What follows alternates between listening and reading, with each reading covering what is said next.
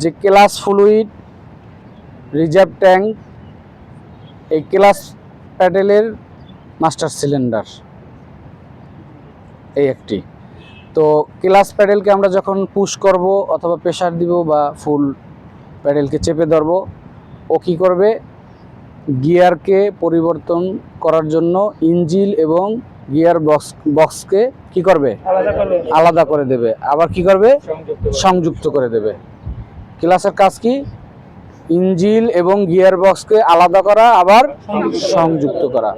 আর মাঝখানে আমাদের কাজ হলো যখন আমরা ক্লাস প্যাডেলকে ফুল চেপে ধরবো তখন গিয়ার শিফটিং করব, যেই গিয়ারটা আমাদের প্রয়োজন, ব্যাক গিয়ার হোক, ফার্স্ট গিয়ার হোক, থার্ড গিয়ার হোক, প্রয়োজন অনুযায়ী আমরা গিয়ার শিফটিং করব।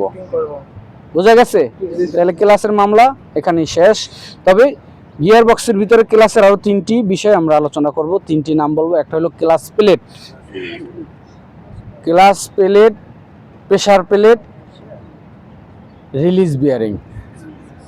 3টা নাম সবাই মুখস্থ করে নিলাম, class plate, pressure plate, release bearing.